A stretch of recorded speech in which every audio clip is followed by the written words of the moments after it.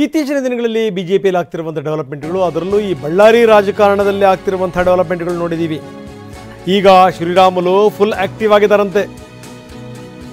ಪಕ್ಷದ ಚಟುವಟಿಕೆಯಿಂದ ದೂರನೇ ಇದ್ದರು ರಾಮುಲು. ಈಗ ನಿಧಾನಕ್ಕೆ ಪಕ್ಷದ ಚಟುವಟಿಕೆಗಳಲ್ಲಿ ಪಾಲ್ಗೊಳ್ತಾ ಇದ್ದಾರೆ.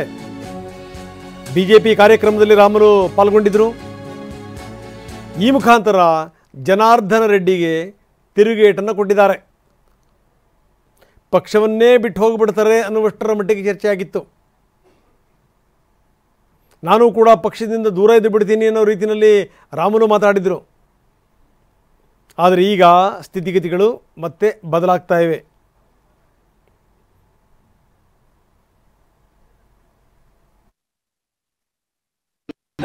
ಉಲ್ಲೇಖನ ಮಾಡಿದ್ರು.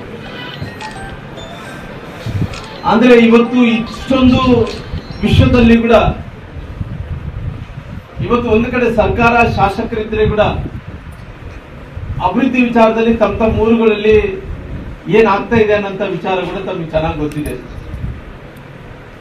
ಇಡೀ ರಾಜ್ಯದಲ್ಲಿ ಅಭಿವೃದ್ಧಿ ಅನ್ನೋಂಥದ್ದು ಎಲ್ಲಿ ಕೂಡ ನಾವು ನೋಡ್ಲಿಕ್ಕೆ ಸಾಧ್ಯ ಆಗ್ತಾ ಇಲ್ಲ. ಅವ್ರು ಏನಪ್ಪಾ ಅಂದ್ರೆ ಎಲ್ಲೋ ಒಂದು ಕಡೆ ಫ್ರೀ ಸ್ಕೀಮ್ಸ್ ಕೊಟ್ಟಿರೋ ಕಾರಣ ಅಧಿಕಾರದಲ್ಲಿ ಬಂದ ನಂತರ ಇವತ್ತು ಅಭಿವೃದ್ಧಿ ಅಂತೂ ಮಾಯ ಆಗಿಬಿಟ್ಟಿದೆ.